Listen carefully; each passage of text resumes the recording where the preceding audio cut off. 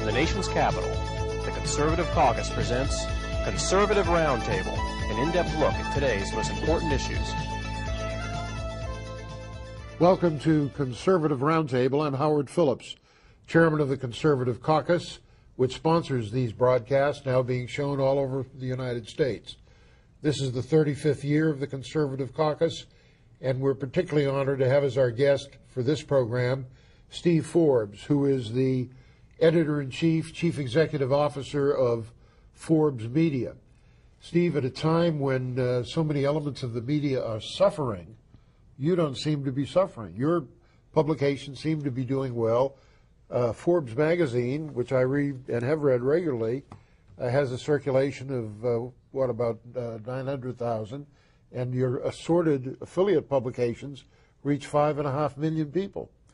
Well, our readership has never been better. Paid readership has never been better. We're suffering on the advertising front, although our share of market is going up.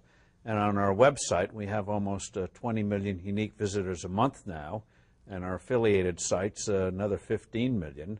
And you're right, overseas, we have 11 publications, local language editions.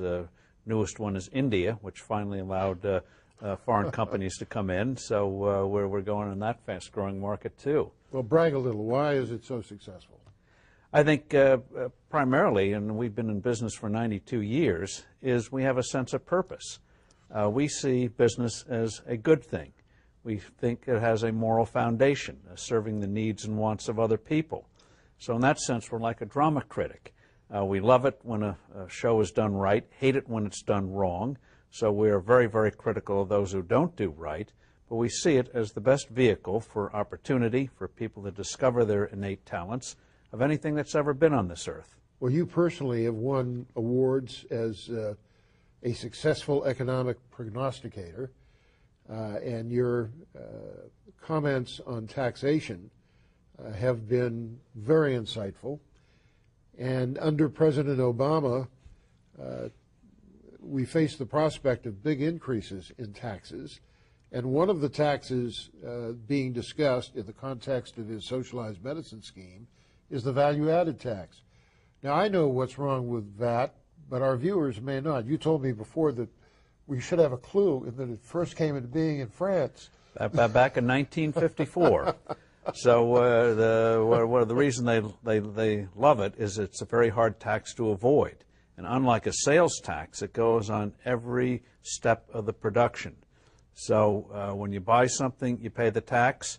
If you're producing something, you pay the tax. The only way you get it back is by getting a credit, by charging the next person for it.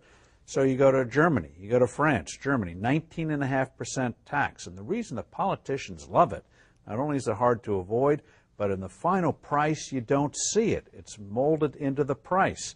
So if something goes up in price, they blame the retailer. They don't blame the politicians because you don't see it. And so it's a money machine. And that's why in this country, the Democrats love the thing, along with the French, but they see this as a way of getting hundreds of billions of dollars for all sorts of schemes, not just socialized medicine, but a whole slew of other things they have in mind. Now, you have had some innovative ideas about how to address the problem of revenues for the federal government. And one proposal you put forward some years ago was the idea of giving people a choice. If you like the present system, pay it, but there's a better way. Why don't you explain that to us? It's the flat tax, single rate. As you know, the Federal Income Tax Code, in contrast to other great American documents like the Declaration of Independence, 1,300 words. Constitution, we could do that in 5,000. The Bible, which, as you know, took centuries to put together, we could do that in 773,000 words. Federal Income Tax Code and all the tenant rules and regulations, 9 million words and rising. So why not just get rid of the thing, replace it with a single rate? My proposal was 17%. Generous exemptions for adults and for children, so we don't get in this fight of who's going to pay more or less. Everyone gets a tax cut. So if you're a family of 4, first $46,000 is free of federal income tax to meet the necessities of life. Then above that, 17%. No tax on savings, and no death taxes. I've always believed you should be allowed to leave the world unmolested by the IRS. And then on the business side, We now have the second highest tax in the developed world. Cut that to 17%. No more depreciation schedules. If you make an investment, write it off in the year in which you lay out the cash. You have a loss, you carry it forward against future profits. You do that, and you'll see this economy take off like a rocket. But as you indicated, one of the things that people get hung up on is, am I going to lose this deduction? Am I going to lose that deduction? You can talk to your blue in the face that you're going to come out ahead. So I take the attitude, you make the choice.